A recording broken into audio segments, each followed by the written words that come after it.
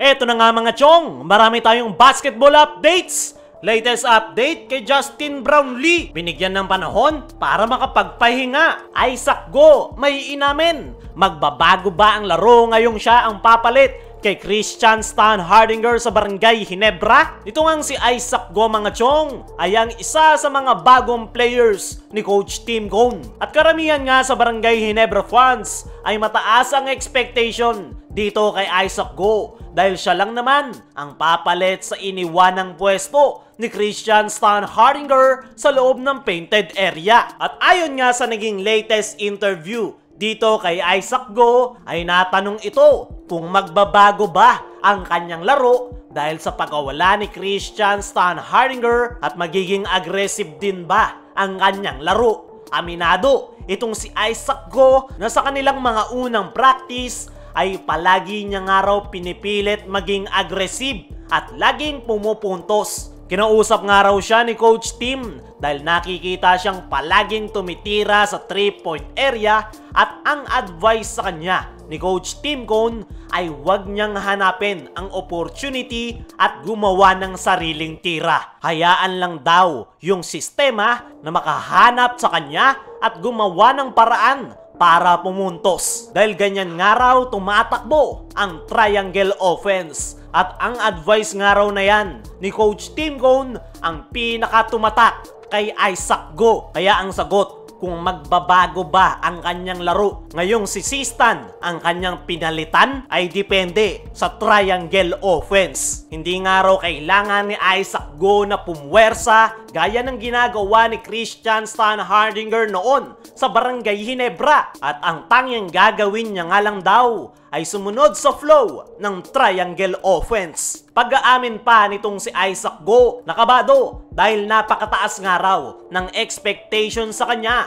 ng Barangay Ginebra fans. At hindi na nga raw siya nagulat dyan dahil Barangay Ginebra raw ang isa sa mga kupunan na title contender every conference. Dagdag pa ng nasabing big man ay na-overwhelm nga raw sila sa unang practice sa Barangay Ginebra dahil wala raw silang alam sa sistemang ginagamit ni Coach Tim Cone. Kumbaga, back to basic. Kahit nga raw patulog na ang nasabing big man, ay triangle offense pa rin ang kanyang nasa isip. Dahil bawat detalye, bawat inches ng pwesto ay napaka-importante. Magkamali ka lang ng kokonti ay mawawala ka na sa opensa. Ganyan raw kakomplikado ang triangle offense ni Coach Tim Cone. Kaya naman, sinusubukan nga raw ni Isaac Goh ang lahat ng kanyang makakaya para matutunan yung sistemang ginagamit ni Coach Tim Cone. Sa ngayon ay masaya naman itong si Isaac Goh sa kanyang bagong koponan na Barangay Ginebra. Kahit ilang araw pa lang daw itong nakakasama sa team practice ng kanyang bagong koponan,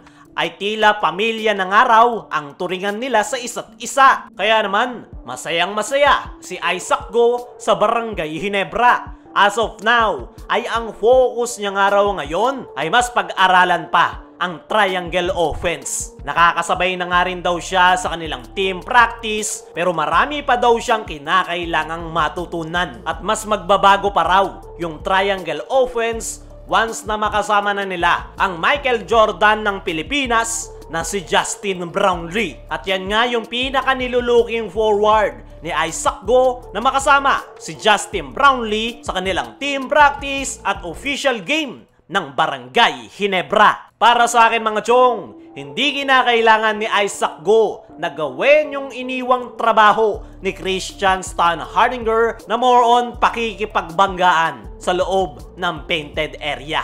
Dahil gaya nga ng sabi ni Coach Tim Cone, hindi niya kinakailangang puwersahin ang kanyang sarili, kailangan lang niyang sumabay sa triangle offense. Sa ngayon ay nangangapa pa itong si Isaac Goh pero panigurado once na makuha niya ang sistema ni Coach Tim Cone ay malaki ang maitutulong nito sa kanyang koponan. Kung si Isaac Goh ay naninibago pa sa sistema ni Coach Tim Cone ay ito namang si Justin Brownlee binigyan ng panahon ng Barangay Ginebra para makapagpahinga. Ilang araw matapos matulungan ni Justin Brownlee ang Pelita Jaya na makuha ang kanilang kampyonato ay wala pa ring Brownlee ang nagpapakita para sa Barangay Ginebra. Kaya naman maraming Barangay Ginebra fans ang nagtatanong, nasaan na nga ba si Justin Brownlee? Sinagot na nga yan mismo ni Barangay Ginebra Assistant Coach Richard Del Rosario na binibigyan nila ng panahon si Justin Brownlee para makapagpahinga matapos ang kanyang naging stint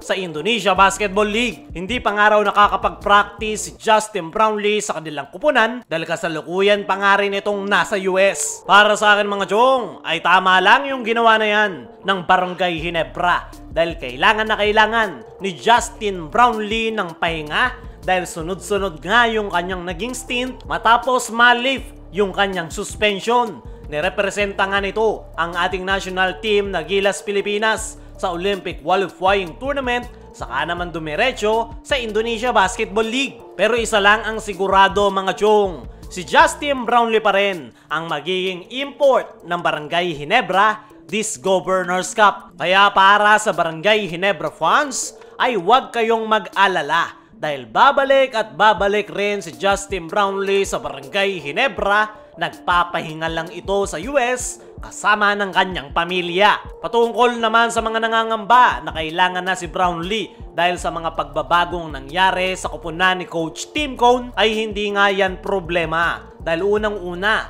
sa tagal nang naglalaro ni Brownlee para sa kupunan ni Coach Tim Cone ay alam na nga nito ang triangle offense. Yan nga rin yung isa sa dahilan kung bakit hindi minamadali ng Ginebra coaching staff ang kanilang resident import. Kaya mga chong, ano ang masasabi nyo kay Justin Brownlee? I-comment mo lang dyan sa ibaba.